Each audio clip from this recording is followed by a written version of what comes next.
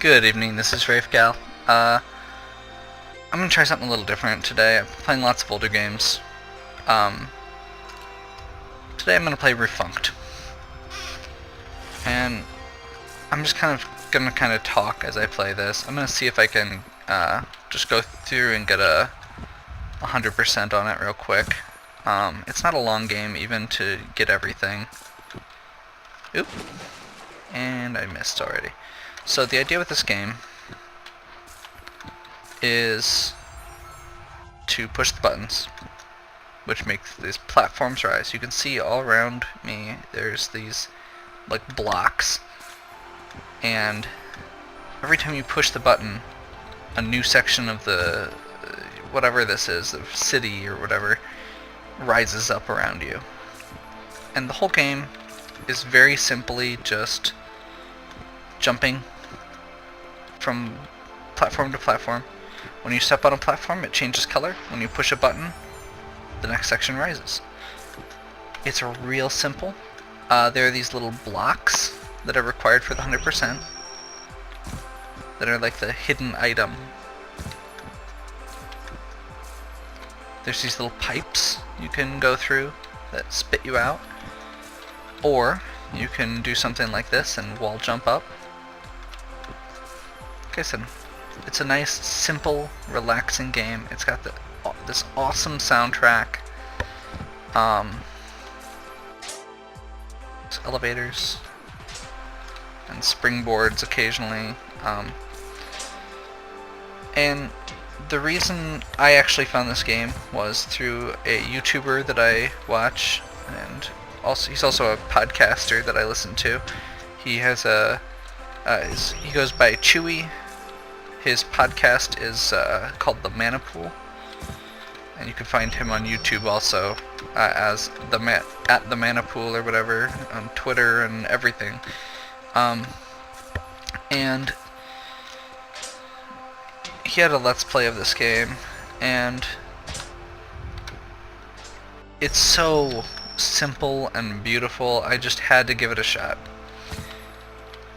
And for me, this was actually the reason I got the screen capture software that I'm using, because I decided after playing it the first time, you know, this is a really cool game, but I feel like you could make it challenging. And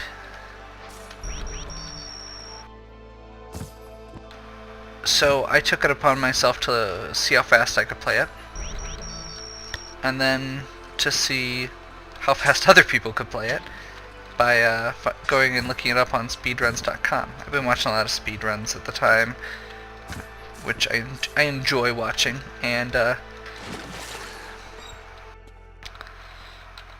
you know, it's something that I hadn't really. It's the first time that I actually thought about trying it. And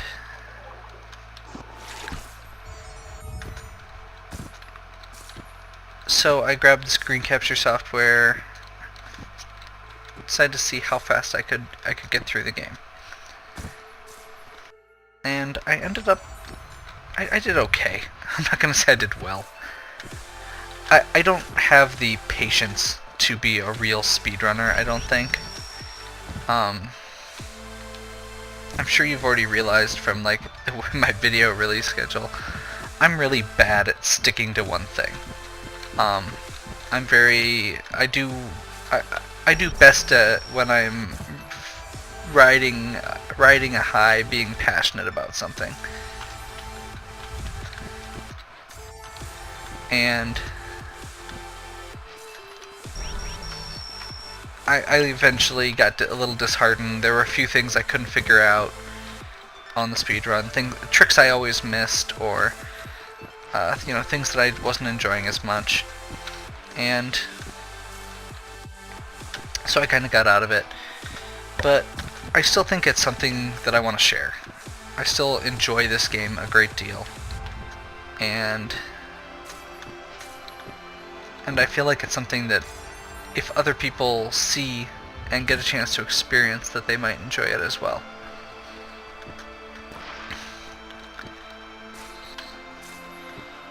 So to get 100% in this game, instead of to beat the game, all you have to do is hit all the switches. So, you know, it's a very simple game to actually just beat. You can't die or anything like that. The only thing you've got is a timer, and the timer does not hurt you or punish you in any way.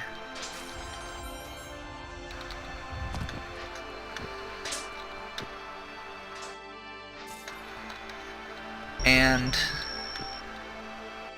to me, this is the kind of game you can just enjoy. It's something that you could just relax and play. It's a good stress reliever. It's a good skill builder almost. I mean, like an introduction if you like playing first-person shooters. And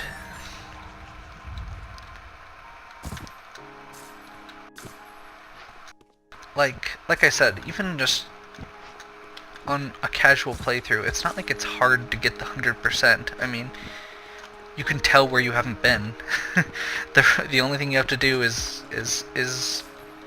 find the platforms that aren't colored in yet. And you know, it's something that pretty much anyone can play as long as you don't get motion sick. Ooh, if you get motion sick, I'm sorry. I'm not actually sorry, but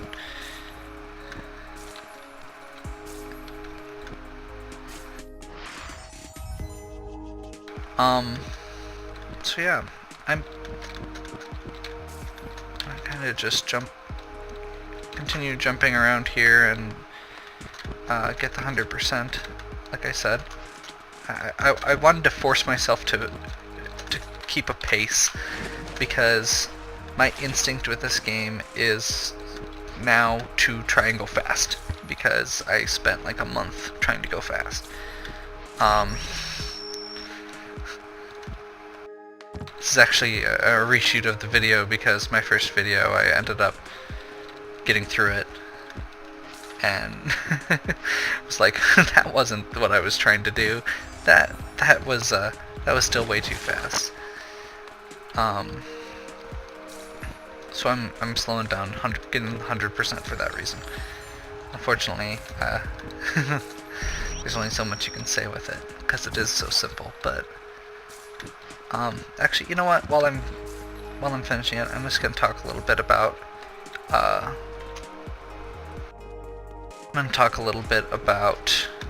what's next, because I've been having some discussions recently about what else I could play on this channel, and so far, I do want to just say, first of all, this is right now this is just a for fun project. I'm not putting a lot of money into it. I'm not putting a lot of, time into it. I'm putting some time into it, obviously. But if I don't release videos for a little while, that's why. If my quality's not very good, that's why. Like, I know that I don't have the microphone. I know that I should really have a controller if I'm gonna be playing, NES games. Although, to be fair, I've been playing games on a keyboard for years and years and years, and it's not that bad. Oops. Oh well. So yeah, I've kind of been thinking about it, and I'm trying to take suggestions. I obviously can't take all the suggestions. I've started going through and finding games that I've been looking at playtimes on the games I've been thinking about, just to see how plausible that is with, hey, if I release, like my Zelda playthrough. Zelda playthrough was 8 videos. It was about 6 hours. And that's a game that I know very well. A series that I can sit and talk about. And I feel like that was a pretty good length I'm okay with it being longer than that, but I don't want it to be super, super long. So while I love RPGs, I'm a little hesitant right now about some of those. I will say I was looking at the suggested times, like I said, and the Zelda was clocking in at 12 hours, 10 to 12 hours average, and I mean, I didn't get a couple heart containers or the cane of Burna, but 6 hours, that's pretty good. And most of the games on the list I know pretty well. So some of the games I've been hesitant about have been because it's a game I don't know very well.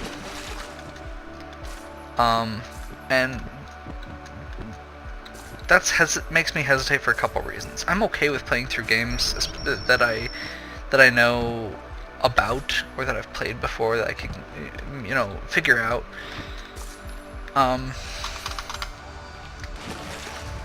But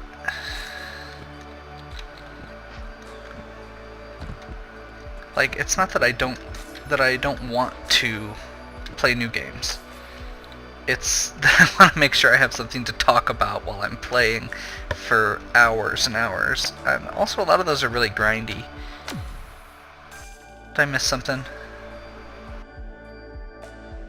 98%. Okay, we're gonna continue. We're gonna go get those last two. So that's kind of one of my concerns, is that it's gonna be something either that I'm gonna lose interest in because I'm not enjoying it, or that it's something where I'm gonna feel like an idiot because it's an NES game that doesn't actually tell you where to go unless it's like I'm not gonna play Simon's Quest through, because Simon's Quest is really frustrating if you don't know what you're doing. And I mean, I've played it before, I have a rough idea of how to get through it, but that type of thing. I know Final Fantasy 1 has been mentioned, and that's honestly one of my concerns there too. Yeah, we get fireworks now.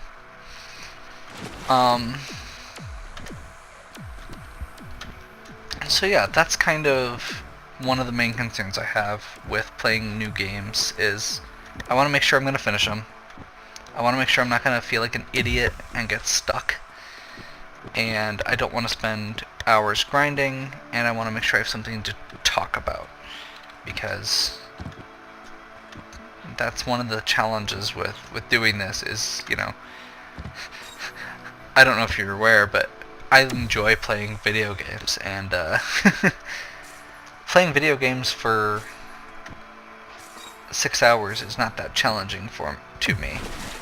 Beating video games I enjoy is not that challenging to me. It's playing them through in front of people, even if they're not right in front of me, and having to talk about it and having that balance. So some of the games like Refunct that I'm gonna put on my list are there they're because it's something I want to share. It's something that I think is enjoyable that I don't know if everybody knows about. I am being brave and trying some of these. I am gonna wait on them a bit though, and either do some play testing of them. I'm not going in blind, basically. I'm gonna either do some studying. Like I said, I've been watching lots of speedruns, so a lot of these games I'm gonna watch other people play through them first, or get a guide or something, so that I have a rough idea of what I'm doing. The main thing that people have suggested so far, I got a lot of suggestions from the Quintet games for Super Nintendo, ActRaiser, Soul Blazer, Illusion of Gaia, Terranigma, which I've never actually gotten all the way through Terranigma. I've played through Illusion of Gaia. That one's pretty straightforward if I'm remembering right. Soul Blazer I love, and ActRaiser I love. the boss rush at the end of ActRaiser kicks my butt, but you know, whatever. So yeah, that's one of the big things that I'm going to be working on here, along with the Ancient Cave, still, until I get a successful run at least. Or until I get bored. Whatever. We'll keep coming back to it. It's Lufia. Lufia's on my list, because I love the game. Chrono Trigger's on my list, because I love the game. DuckTales for NES is actually another one that I'm probably going to be doing fairly soon, if not immediately.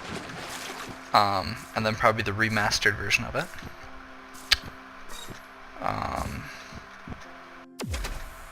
don't remember all of them. That's okay.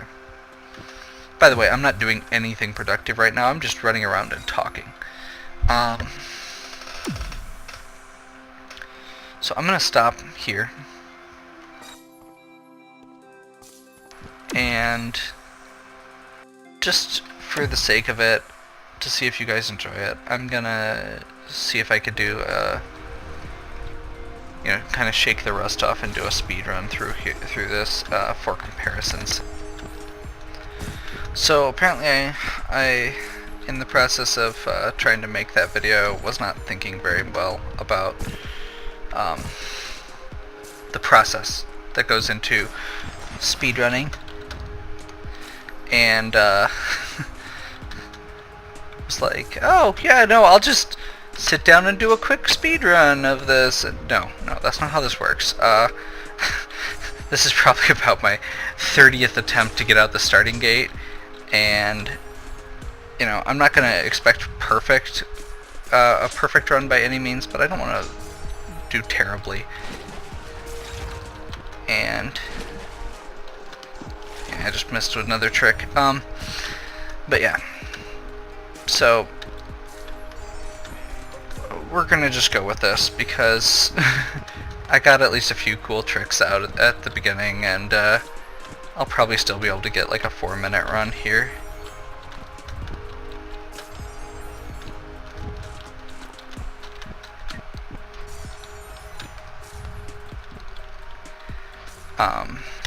You can see one of the things at the very beginning,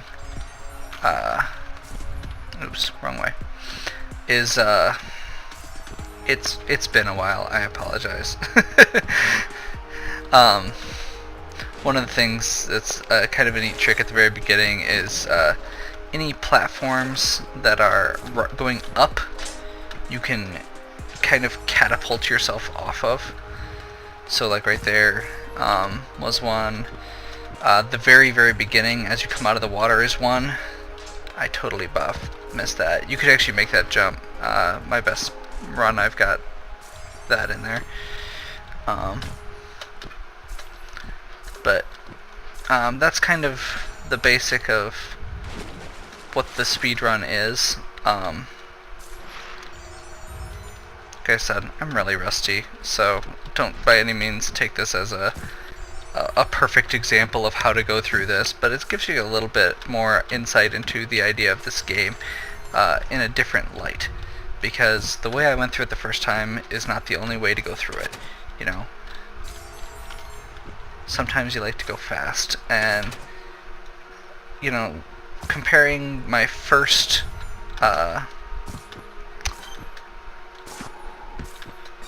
run I ever did was like 28 minutes, I think, or something like that, and my best time is 3:26. There's obviously a lot more to this game than the initial, you know, than the initial meandering, peaceful game that it seems like it is, which I think is really cool.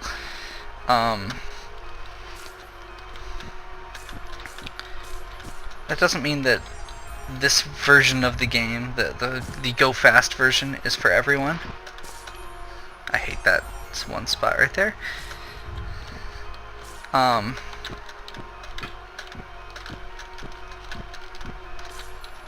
But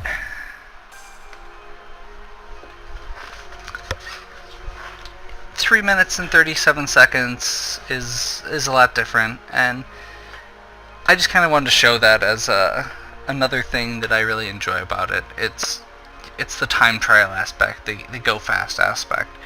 And I think this is the perfect type of game for it. Normally, I'm a little hesitant about games like that, trying to speedrun games, but I like how simple it is, and it's just got a couple little tricks, nothing super game-breaking. As platforms go up, you can jump off of them, and as you leave the edge of a... Let's see if I can... as you leave the edge of a platform, you can jump off of it. Those are the two tricks. That's it. So, yeah, I kind of just wanted to share that. Like I said, it's not a perfect run by any means. There's people, the record's like 2:45. So this is, still 45 seconds slow. But yeah, hope you enjoyed that. You may have also noticed that this run, or this video made me finally go out and grab some video editing software. Well, I guess it's going to be easier to do certain games now. I can cut out some of the terrible going back through the levels on Lost Vikings. Anyway, we'll go ahead and call this one a wrap, and hope you enjoyed it. Please, I know this is a lot different than what I've been doing before. If you enjoyed this, let me know. And I will catch you later.